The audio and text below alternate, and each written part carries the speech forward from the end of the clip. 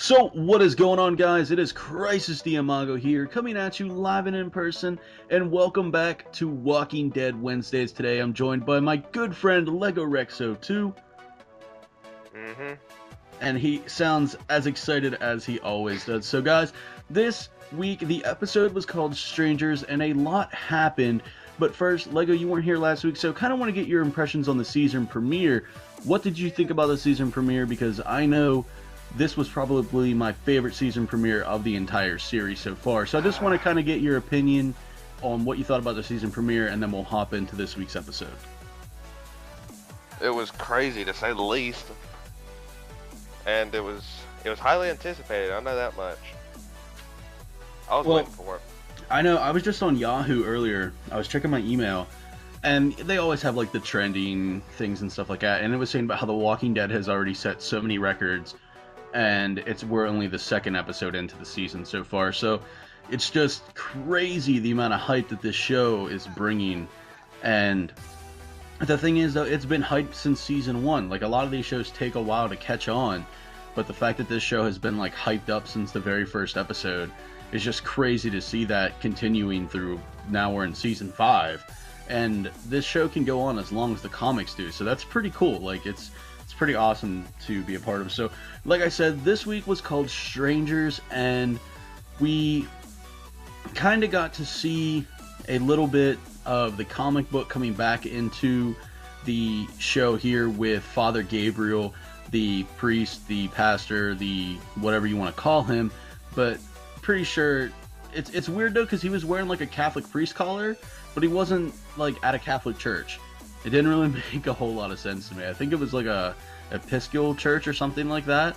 It just didn't really make a whole lot of sense to me as far as that goes. But what do you think of the food bank there, where the woman? What did you think about the woman in the food bank that we believe was like his lover or something like that?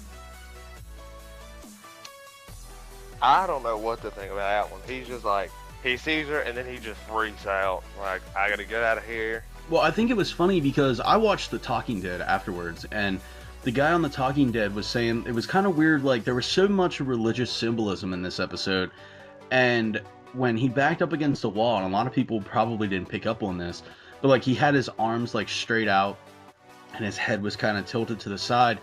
And the guy made a good point. It was almost like he was in the Jesus pose, and he was just like ready to die. Like, at that point, he was just ready to be over with it and be done with it. And it just kind of, like I said, it fell back to the whole religious symbolism thing. And the way that bitch got her head smashed in by Rick was just amazing. Like, there were so many epic walker kills in this episode that it was just they had the Tupperware crate where the guy was getting his head smashed in, and up against the rail, the one walker got his head smashed into the rocks. Like, it was pretty cool. But I wanna touch on something real quick though. When they're walking through the woods and they find the one walker, and Michonne goes to grab for her sword, and later on in the episode, Rick says, "Do you miss it?" Do you really think she misses the sword? Because it's so habit for her to reach back and grab that sword that, you know, it's not there anymore. And we've all kind of equivalated Michonne with the sword. So what do you think? Do you really think she really misses the sword? Or do you think whenever she said, "Oh, it wasn't mine anyway, I really don't care"? Which do you think's the right answer? Do you think she misses it? Yeah, I think she does. I think she does too. So used to using it. Yeah. And we've seen before, whenever the prison was attacked and Michonne had, it was probably an M4, but she's horrible shot. Like, she couldn't hit anything. So she's a close quarter specialist. I mean, you know, and now she has like a super long range scoped gun with a bipod and stuff on it. And it's like, how much damage are you really going to be able to do? I mean, she was using it to bash people's heads in, but I mean, that can only get you so far compared to a sword. Yeah, I mean, that sword you can swing around and lop off 3-4 heads in one shot, whereas if you're sitting there wasting time trying to bash somebody's head in, you know, how effective is that really as a weapon? So either Michonne needs to learn how to shoot, or they need to find her another sword, because... Or they need to make her one. Yeah, well, that's the other thing too. Like, you keep seeing like previews in the further episodes in this season, and she has a sword again. I don't know if you picked up on that or not, I didn't see the new episode, new sneak peek. Well, no, it wasn't the sneak peek. It's just like trailers of like what's to come throughout the season, and like she still has her sword. So I don't know if maybe she finds another one, or maybe they go back to Terminus and get all their stuff back, like, because Gareth, when he came back at the end of the episode, you know, he's like, you cost our people our home and this, that, and whatever, but he didn't say that they got everything. So I'm sure some stuff was destroyed in the big explosion, but Probably. maybe they would go back to Terminus and loot the place. I mean, I Either would that or the Garen or whatever his name is, he might have some of it. Gareth. Yeah, Gareth. I couldn't remember his name. Yeah, the hipster. But Yeah. speaking of Gareth, do you think it was Gareth that was watching Carol and Daryl when they were in the woods, or do you think it was somebody else? Now, see, this is what I'm thinking. I'm thinking it's either Gareth or, like, during part of the episode, you see Carol and Daryl, I think is what his name was. I cannot remember. But Daryl smashes out the lights and he chases after that one vehicle. Mm-hmm. I'm thinking it might have been whoever was driving that. See, when I first saw it, I was watching it with a friend of mine, and when we first watched it, my friend was like, oh, that's going to be Morgan, who showed up at the end of the first episode. And I was like, no, because Morgan knows all of these people. Like, Morgan knows Rick, he knows Daryl, he knows Michonne, he knows Carol, he knows them all, for the most part. He wouldn't just be sitting there. Yeah, like he Terra wouldn't does. just be hiding. Plus, if there's anything we found out about Morgan, and I believe it was season 3, it's that he can hold his own. Like, Morgan is pretty much a badass, and yeah, he kind of lost it there in season 3. But you gotta figure, he lost his wife, he lost his son, he lost his entire group, and he was alone, so you're gonna go a little bit psycho. He lost everything he had. Yeah, so he knows, he knows the group. And I don't think he was thinking. I personally think it was Gareth, and here's the reason why. It's kind of reminiscent to when last season, when the governor came back and he was like kind of stalking him outside the prison. You knew that he was being watched, like the group. You knew that the group was being watched, and it turned out to be the governor. And sure enough, the governor showed up with Michonne and Herschel, and now it's like the group was being watched. Bob disappears, and when Bob disappears, he has his leg cut off being eaten by Gareth and all them. So that's why I think it was Gareth. It's just the correlation between how the last time they were being watched, the governor showed up with Michonne and Herschel, and now this time they were being watched, Bob gets knocked out, and he wakes up and it's Gareth. So that's why I think it was Gareth watching them in the woods. I'm ruling Morgan out. But the whole car thing, Daryl, whenever Daryl and Beth They got separated. Yeah, they got separated. That's the car that took Beth. Mm-hmm. So that's why he smashed out the lights and started the chase after him, because he's trying to find Beth. So that's who he's worried about. Yeah, that's Beth and Carol. Yeah, Beth and Carol. So that's what that was all about. I don't think it was them. Like I said, I'm pretty sure it was probably Gareth. But speaking of Gareth and Bob, he's got to be the dumbest character in The Walking Dead, because why do you walk off by yourself, like, in the middle of the zombie apocalypse? Like, your whole crew's inside. You're going to go outside for a cry? Like, really? Just go sit in another room, lock the door. Yeah, like, I mean, first of all, you could sneak. When he walked away, the first thought that I thought of when he started crying was like, uh-oh, he got bit when he was underwater. Like, that's what I thought happened. Like, he got bit in the leg or something, because he kind of had like a little limp to him. Like, and that's what I thought. I was like, oh shit, like he got bit. He's gonna go out there and off himself now. Like, that's what I thought. But when he first walked off, what did you think? I thought something happened. I didn't know what. I thought, cause wasn't he the one that got dragged underwater? Yeah, that's what I said. I figured like he got bit or scratched or slashed or something like that. Like, because like I said, he kind of had like a little bit of a limp to him, and that's why I figured like he got bit in the leg or something. He might have got cut on something too. Yeah, like so that's what I thought, and that's when I was like, oh, okay, like he's walking off by himself. Now he's gonna go kill himself because he just knows what's gonna happen. So that's what I thought, and then he gets bludgeoned in the back of the head, And But then here's something to add on to what you're saying. Gareth and them are eating him. So if he really did get bit, they're gonna become infected.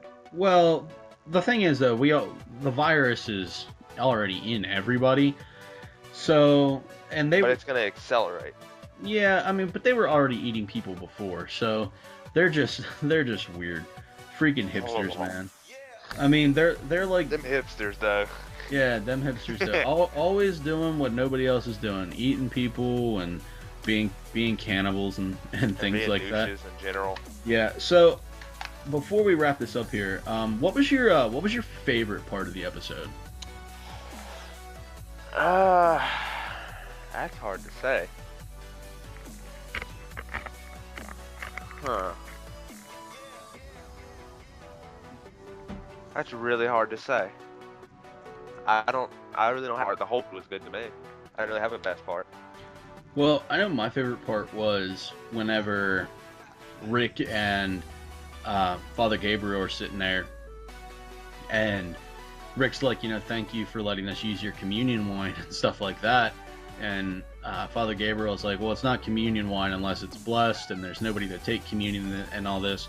And Rick just looks at him, and he's like, I know you're hiding something. And he said, if it gets my people hurt, my family hurt, these people are my family, if you get them hurt, I will kill you. And that to me was the best part of the whole episode, because it just shows that Farmer Rick is gone. Like, he's back to the whole douchebag. Well, it wasn't even really douchebag. Like, after Lori died, Rick just became like this whole like farmer in the Dell type thing, to where he didn't want to like fight. Depressed farmer. Yeah, like and now he's back to angry. He didn't want to fight like Tyrese. Tyrese doesn't really like violence. I mean, he doesn't want to he doesn't want to go to a violent state unless he absolutely has to. But like protecting the back. Yeah, but like Rick was just Rick was just like anti-violence for everything. Like, he didn't even want to go on fence duty. Like, he just wanted Carl to sit down there and, Carl, we gotta get the radishes. Like, I mean, it was just, and even when the walkers there, whenever they like sacrificed the pigs, like, he didn't even want to fight the walkers. He just wanted to slice the pigs and like kind of get them out of the road. Like, now Rick would just pull out his AK and gun everything down. And I mean, I like this Rick. This Rick is the Rick that I like. I don't like I said, the whole farmer in the Dell Rick, where it's like, let's pick radishes and green beans and look at the sun and, blah, blah, blah. So it's good to see that type of Rick back, because like I said, old Rick, everybody always blamed Rick for getting his group into so many bad things, but like, in the prison, he gave up the leadership role to the council. So everything that happened in the prison wasn't even his fault. Yeah, it wasn't even Rick's fault, but he was still getting blamed for it. But he was part of the committee, if I'm not mistaken, as well. Yeah, he was, but it was also Herschel, Daryl, Carol. Then Carol left. And Michonne. Yeah, Herschel got killed. Carol bounced after she set those people on fire, and Rick pretty much told her. She had a reason to. Well, no, Rick pretty much banished her. She didn't have to affect her. But she's back now. Mm-hmm. It's just, there were so many things that happened in this episode that it's hard to like fit into one little video, but it's just no, not 2 parts. I don't have that kind of time. But no, it's just there. I want to cover all the big things, but here's something not a lot of people noticed. Speaking of Tyrese protecting the baby, the dude that he beat the holy hell out of, if you paid close enough attention to the end scene with Bob, he's there. Like, how? Because Tyrese didn't kill him. He just knocked him out. Knocked him out my butt. He beat the crap out of him. I know, but if you look, he's there at the fire scene. Yeah, rewatch it. If you guys didn't pick up on that, go back right now and watch the very ending, the scene where they're sitting there eating Bob's leg, at the barbecue. The Bobby. The barbecue. It almost sounds like you're trying to say it Australian like, but it's Bob and then BQ. But I get what you're saying. It's a horrible joke. Chris Hardwick came up with it, but it's just like, yeah, but if you pay attention at that scene, that guy's there. Like, he's in the background eating pieces of Bob, so yeah, if you guys didn't pick up on that, go back and watch the end of the episode because he's definitely there. But yeah, it's just and like, so what about the markings? The slashes? There's the slash when they take Bob, and then there's the writing on the side of the truck that Carl notices. Mm-hmm. Well, here's the thing. Do you think it's Gareth's group who did that, or do you think it's somebody else? I'm thinking it's Gareth. Well, see, it's kind of, if it is Gareth, and it kind of, because Carol set the whole place on fire, the fact that it says you're gonna burn for this, like, it's kind of, you know what I mean? I read the comics, and I hate to spoil things for people. So, like, it's nice to have somebody else's opinion, but and again, they don't always follow the comics. If I had to guess, I'd say it was Gareth who did it. But you have the straight slashes on the trees, but what about the circle with the X in it? What do you think about that? Do you think that at the end of last week's episode, the premiere with Morgan, you see those old things and he's messing with them. Yeah, so do you think that's maybe Rick's group? Or do you think, because it's kind of like the symbols are leading away from Terminus. So, like, if anything, I think it'd be Rick's group. But yeah, I don't know. There's so much symbolism. To dive into this would be like a 5-hour conversation. There was just so much. About a 1-hour show. Yeah, like, there was so much symbolism in this episode, like I said, and it was a lot of religious symbolism, and that religious symbolism is a whole nother topic for a whole nother day in general. But I mean, overall, like I said to you earlier, I think we're pretty much 2 for 2 on good episodes this year. I mean, this one wasn't super action-packed, but it kind of gave a little bit of a backstory. We have suspense now that Gareth is back, which I predicted would happen. I knew he was coming back. He didn't die when Rick shot him. Rick shot him in the shoulder. So Gareth is back, and he could have bled out. Well, no, because he got up and ran away. Like, if you watch, he got shot and then he got up and ran away. Yeah, I know, but still. Well, they're not going to let their leader bleed out. But I mean, if they're hungry enough, they will. He's a hipster, man. He would taste like Java and fucking soy. But tofu. Well, I guess here's the big question: who do you think is more maniacal, the governor or Gareth?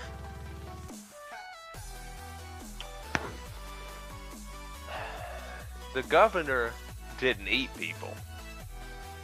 He didn't cut people up and then eat them. So I would have to say Gareth. Well, see, this is where we disagree, because the governor was, like, manipulative. Like, well, we only know so much of Gareth so far. Yeah, but see, again, I read the comics, so I kind of know. But like, you know, it's not going to follow the comics directly, because Daryl, he's not in the comics. No, I know that, but the governor, think about what the governor did, though. Like, the governor lied to people and gained power. Like, yeah. I mean, he was doing experiments on walkers and things like that. He had his walker daughter chained up in like a Harry Potter underneath the steps bedroom, like, yeah, and he had a wall full of walker heads in an aquarium, and not only once but twice he led an entire group pretty much to their death. I mean, he slaughtered his entire army. Like, Gareth didn't do that. And Gareth even says, like, we're not bad people. We don't want to do this.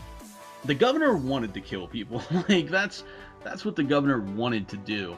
Yeah. So I mean, that's what I said. I think personally the governor was more evil simply because of the acts that he committed, but I think that Gareth is more intelligent, if that makes any sense.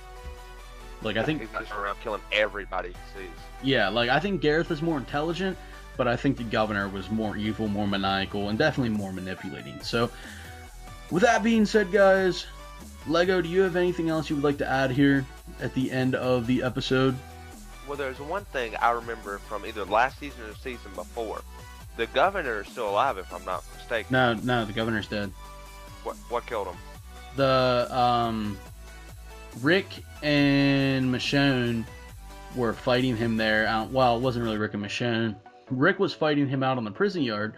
Michonne came up and stabbed him, and then at the very end, because I was like, oh shit, now the governor's coming back as a walker. But then the girl who had the daughter, that the governor was basically sleeping with, yeah. Terra's But sister. see, the thing is, like, no, she walked up and shot him with his own gun. yeah, but if you watch, if I'm not mistaken, a little bit later, he shows up again.